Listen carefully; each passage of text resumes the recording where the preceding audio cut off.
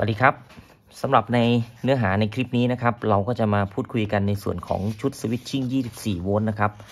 หัวข้อชุดสวิตชิ่ง24โวลต์เนี่ยผมก็ได้แยกออกไป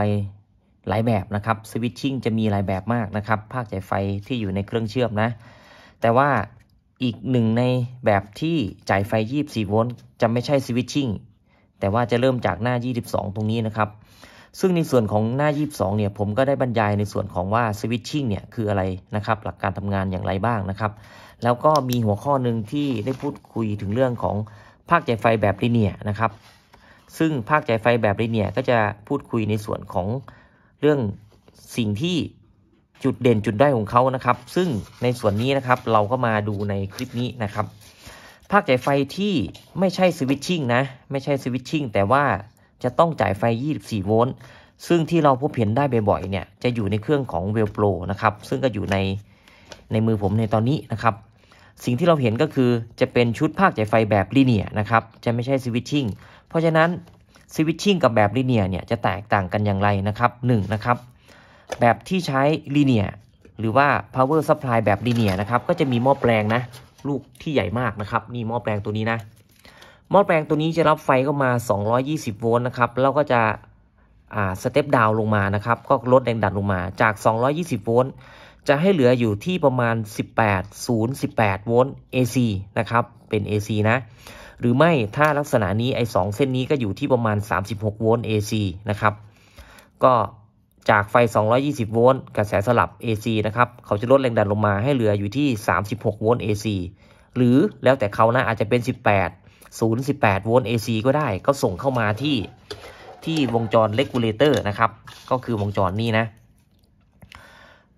แต่ว่าในตัวอย่างนี้ก็คือเขาส่งผ่านสายไฟเส้นนี้มานะครับสีฟ้านี้นะสีน้ำเงินตรงนี้อยู่ที่36โวลต์ครับพอ36โวลต์นี่ก็ส่งเข้าที่ไดโอดบิดนะจากไดโอดบิดก็จะเรียงกระแสครับจากกระแสไฟฟ้ากระแสสลับให้เป็นไฟฟ้ากระแสตรงนะก็จะผ่าน C 1000 ไมโครนะครับ63โวลต์ตรงนี้พอบิดเสร็จเรียบร้อยเนี่ยก็จะอยู่ที่ประมาณสัก50ถึง55โวลต์ครับแล้วก็ส่งเข้าในวงจรเลกูเลเตอร์นะครับก็จะมี IC ที่ทำหน้าที่คือ LM317T ครับแล้วก็จะมีตัวต้านทานมีอะไรอยู่ในวงจรเขาจากนั้นเขาก็จะทำการเลกูเลเตอร์ก็คือรักษาระดับแรงดันครับลดไฟลงมาจาก50กว่าโวลต์ให้เหลืออยู่ที่24โวลต์ส่งมาตรงนี้นะครับแล้วก็ส่งไปเลี้ยงวงจรส่งมาเปิดดีเลย์ตรงนี้นะครับตรงนี้คือชุดซอฟต์สตาร์ทนะแล้วก็ส่งขึ้นไปเลี้ยงที่แผงตั้งนะครับคราวนี้เรามาดูในส่วนของวงจรกันนะครับในส่วนของวงจรนะอันนี้ถ้า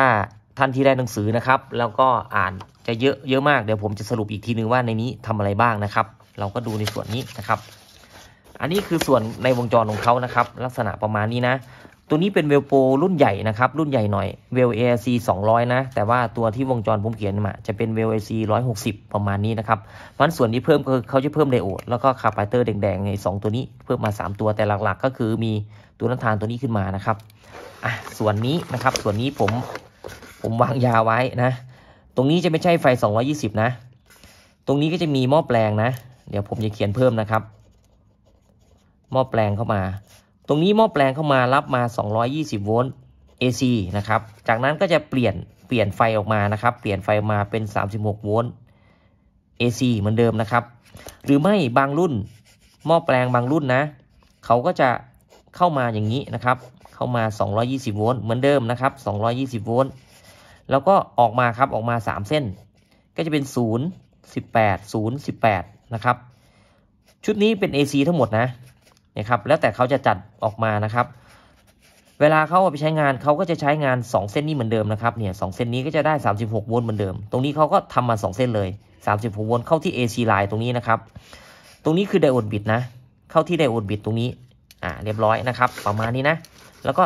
ตามวงจรนี้ออกมานะครับอันนี้คือภาคจ่ายไฟแบบลิเนียร์นะครับซึ่ง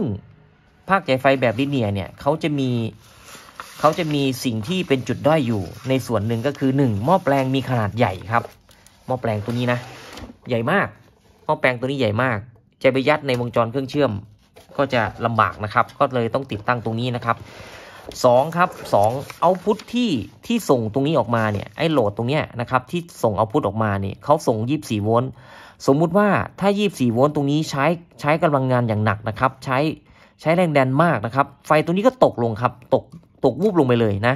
ไฟจะไม่พอครับพูดง่ายๆไฟจะไม่พอเพราะว่าเขาเป็นลีเนียร์ครับลีเนียร์นี่เขาจะจ่ายปกติของเขาจ่ายจะไฟจะมากใช้ไฟจะน้อยนะครับเขาก็มีหน้าที่จ่ายออกไปถ้ามากครับถ้าดึงไฟตรงนี้ไฟก็ตกลงไปจะแตกต่างจากสวิตชิ่งครับลักษณะนี้นะสวิตชิ่งอันนี้คือสวิตชิ่งครับหม้อแปลงจะตัวเล็กตรงนี้เป็นเซลล์ออสซิเลตติ้งก็จะมีอีกแบบนึงเป็นไฟแบ็กคอนเวอร์เตอร์ก็มีนะครับแล้วก็เป็นแบบที่ใช้ LNK ก็มีนะครับหรือไม่ก็หลายตัวที่เป็นสวิตชิ่งลักษณะเปรียบเทียบกันนะครับเปรียบเทียบกันก็จะตรงนี้จะไม่แตกต่างมากแต่จะแตกต่างกันตรงที่หม้อแปลงครับตัวหม้อแปลง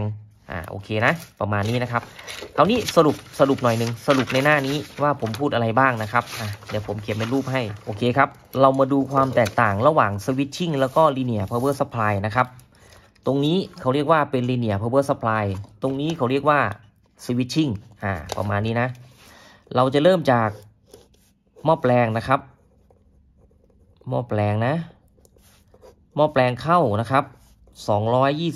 โวลต์ AC นะครับมีไลน์มีนิวตันจากหม้อแปลงนะครับเขาจะลดระดับแรงดันลงมาให้เหลืออยู่ที่36โวลต์ AC อันนี้ตามจริงเลยนะจากนั้นก็จะเข้าไดโอดบิดนะครับไดโอดบิดนะชุด BR นะครับBD นะ BD ไดโอดบิดนะแล้วออกจากนี้ไปได้เท่าไหร่ครับออกจากนี้จะอยู่ที่ประมาณสัก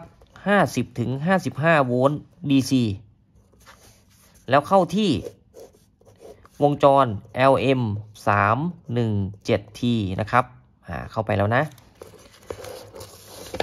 เข้าไปแล้วออกจากนี้ก็อยู่ที่24โวลต์ DC นะครับประมาณนี้นะอันนี้คือ Linear Power Supply นะครับก็ตรงนี้อาจจะมีคาปาซิเตอร์นะ1,000 ไมโครนะครับ63โวลต์ก็ว่านไปคราวนี้เป็นสวิตชิ่งครับสวิตชิ่งจะไม่มีตรงนี้จะตัดตอนตรงนี้มาเลยนะครับจะตัดตอนตรงนี้มาก็จะมีเป็นไดโอดบิดBDมานะครับเอาไฟเข้าตรงๆเลยนะครับเอาไฟเข้าตัวลง220โวลต์ AC ประมาณนี้นะ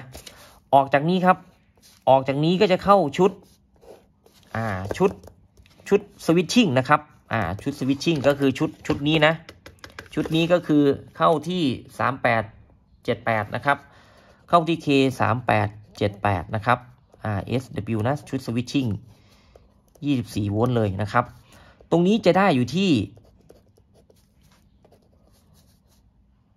ใช้ C 470นะครับใช้ C 470ไมโครนะ400โวลต์450โวลต์ครับตรงนี้นะตรงนี้คือไฟ310โวลต์ DC จะแตกต่างกันนะตรงนี้เนี่ยกับตรงนี้นะครับอันนี้คือ C 470ไมโครนะครับ450โวลต์450โวลต์นะประมาณนี้นะครับต่างกันนะเนี่ยตรงนี้จะตัดตรงนี้ออกนะครับถ้าเป็นสวิตชิ่งนะจะตัดตรงนี้ออกแล้วก็ไฟตรงนี้ก็เหลือแค่50โวลต์ตรงนี้ได้อยู่300โวลต์แล้วก็เข้าในส่วนของเรกูเลเตอร์แต่ตรงนี้จะเข้าในส่วนของคอนเวอร์เตอร์นะครับตรงนี้คือคอนเวอร์เตอร์นะออกไปครับคราวนี้ออก24โวลต์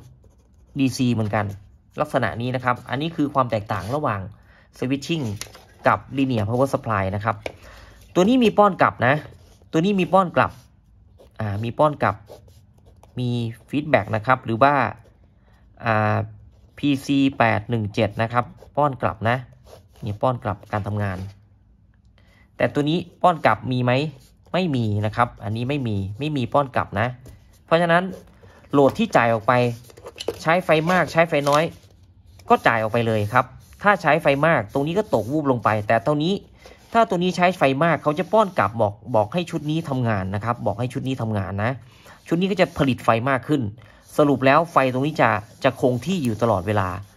นะครับอันนี้คือลักษณะของสวิตชิ่งแล้วก็ Linear Power Supply